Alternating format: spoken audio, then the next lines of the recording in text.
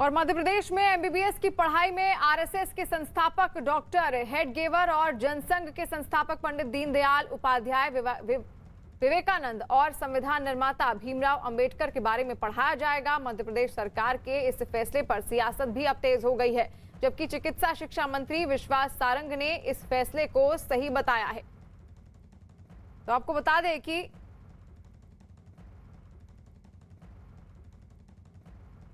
मध्य प्रदेश में एमबीबीएस के कोर्सेज में कुछ बदलाव हो रहे हैं और इसके लिए हमारे साथ चिकित्सा शिक्षा मंत्री विश्वास सारंग। सर, क्या आप नई चीज लाने की कोशिश? फर्स्ट ईयर का जो फाउंडेशन कोर्स है उसमें एथिकल वैल्यू का पाठ्यक्रम भी जुड़ा हुआ है और उसमें हमने ये निर्णय लिया है कि हम वो महापुरुष जिन्होंने ताजिंदगी मूल्य आधारित जीवन को जिया, जिनकी जिंदगी का सबसे बड़ा उद्देश्य ही वैल्यूज थी, मसलन महापुरुष एथिकल वैल्यूज को जिन्होंने अपने जीवन का आधार बनाया, वो डॉक्टर हेडगेवार जो स्वयं चिकित्सक थे और उन्होंने आज़ादी की लड़ाई में अपना सर्वस्व भी लगाया और उसके साथ साथ करोड़ों देशभक्तों का निर्माण भी किया, जिन्होंने जिंदगी हिंदुस्तान की संस्कृति, हमारी विरासत, इसको तो सहेजा ही, आज़ादी की लड़ाई में भी योगदान दिया। और कुछ लोग ऐसे हैं जिन्होंने आज़ादी की जीतने के बाद, लड़ाई जीतने के बाद इसको सहेजने का। लेकिन सवाल बड़ा भी ये पैदा होता है ना सर कि जो पढ़ाई होती है, चिकित्सा की पढ़ाई होती है, एमबीबीएस की पढ़ाई होती है,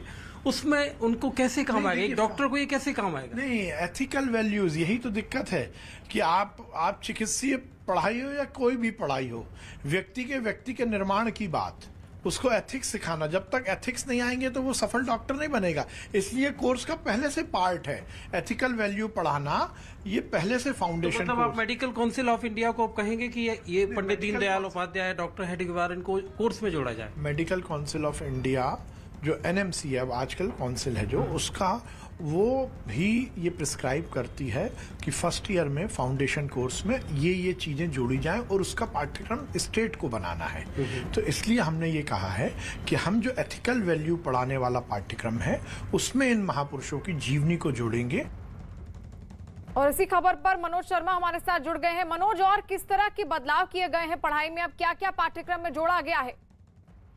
शिवानी, जो सरकार कह रही है, जो मेडिकल, जैसे हम बात कर रहे थे अभी, मध्य प्रदेश के चिकित्सा शिक्षा मंत्री विश्वास सारंग जो कह रहे हैं कि प्रपोजल इस बात का है कि जो महापुरुष हैं बीजेपी के मुताबिक, चाहे स्वामी विवेकानंद हो, डॉक्टर भीमराव अंबेडकर हो, साथ ही दो नाम उन्होंने जोड़े हैं जिनको लेकर कांग्रेस ने सवाल उठाए, पंडित दीनदयाल उपाध्याय और साथ ही साथ डॉक्टर हेडगेवार।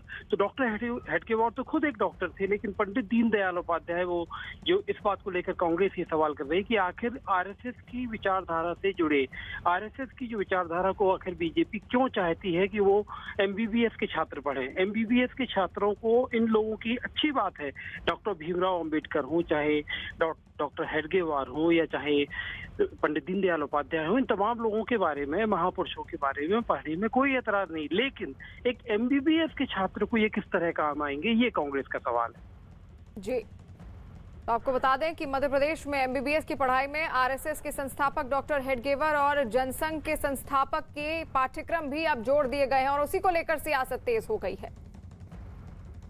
मध्य प्रदेश सरकार के इस फैसले पर कांग्रेस ने क्या कहा, आपको सुनाते हैं। वो कह रहे हैं कि भीमराव अंबेडकर, विवेकानंद, इसके अलावा ये दो नाम और जोड़े उन्होंने कि इनको भी हम अब एमबीबीएस के फाउंडेशन कोर्स में जो शुरुआती साल होता है उसमें पढ़ाएंगे।